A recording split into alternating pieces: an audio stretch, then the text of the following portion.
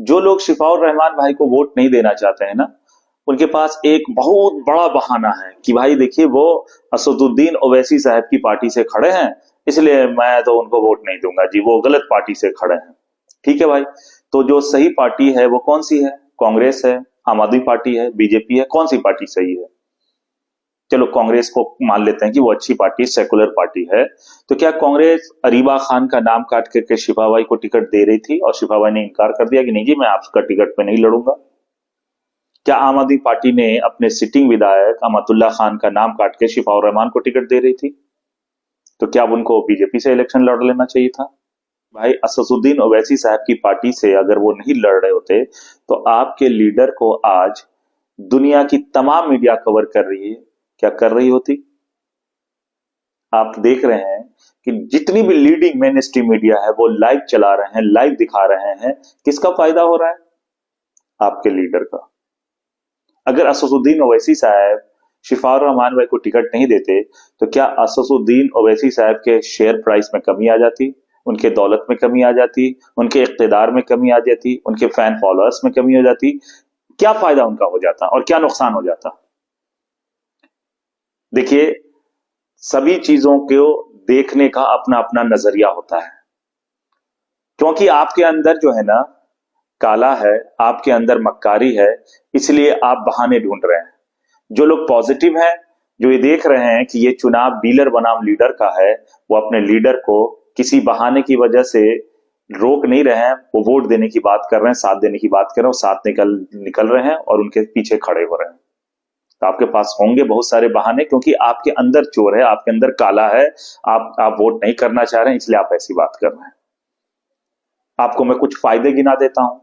आप लोगों को प्रोपेगेंडा के जरिए पता नहीं क्या क्या कह रहे हैं, बीजेपी का एजेंट है ये अब वो फलाना ढिमाका। मैं पॉजिटिव बात बता देता हूं आपको।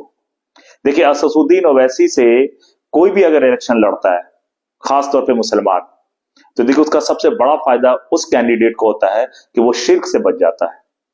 आप इलेक्शन का इतिहास निकाल के देख लीजिए, अलग अलग पार्टी जिसको आप लोग सेकुलर पार्टीज कहते हैं, उन पार्टीज से जब मुसलमान खड़ा होता है तो देखिएगा वो हिंदू पॉकेट में हिंदू वोटर्स को रिझाने के लिए उनके मंदिरों तक जाते हैं, तमाम हदों को पार कर देते हैं, मंदिरों में जाके मूर्तियों के सामने नतमस्तक भी हो जाते हैं, कीर्तन करने लग जाते हैं, पूजा करने लग जाते हैं। और आप सोशल मीडिया का जमाना है, आपने वीडियोस देखे होंगे, तस्वीरें देखी होंगी।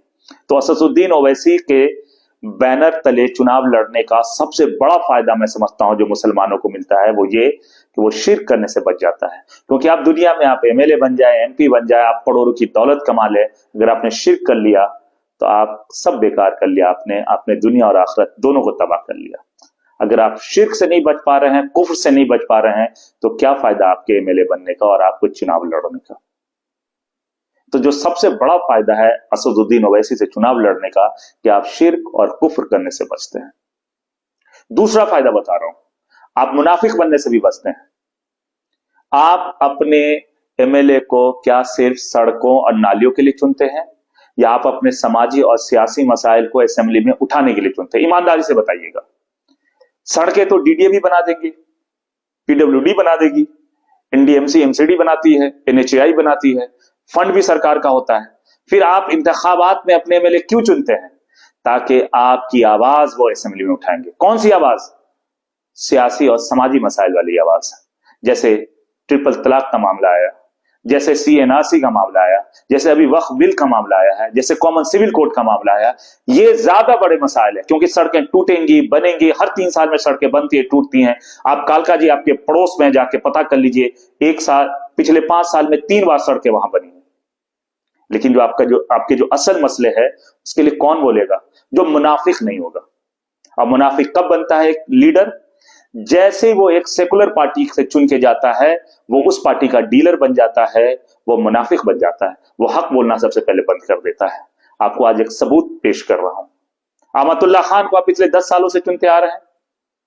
पिछले 5 सालों में आपने कैसे कैसे वक्त देखे हैं। सीएनआरसी देखा आपने, दिल्ली दंगा देखा आपने, कॉमन सिविल कोड देखा आपने, ट्रिपल तलाक वाला बिल देखा आपने, अब आपने वक्फ बिल भी देखा है। केजरीवाल एक लफ्ज अगर इन मुद्दों पे बोला है तो बता दीजिए। उल्टा देखिए जख्म पे नमक कैसे छिड़का जाता है कि उन्होंने ब्लंटली कहा है कि कॉमन सिविल कोड तो आना ही चाहिए। वक्फ बिल पे वो चुप है।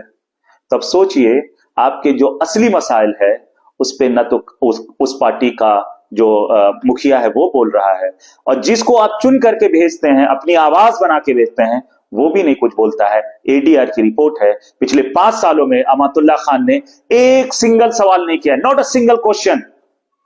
बताइए। और आप दावा कर रहे हैं कि आप मुसलमान के लीडर हैं, पूरा हिंदुस्तान आपको जानता है, आप कौम के लीडर हैं। असलियत यह है कि अमातुल्लाह खान आपका हमारा लीडर नहीं है, वो केजरीवाल का डीलर है, वो केजरीवाल का नुमाइंदा है। केजरीवाल को एक सीट मुस्लिम पॉकेट का जीत करके उसके सीट की संख्या बढ़ा देता है। एक गलतफहमी और डाली जाती है कि 1-2 सीट से क्या होगा, जिसकी सरकार है उसका एमएलए जाना चाहिए।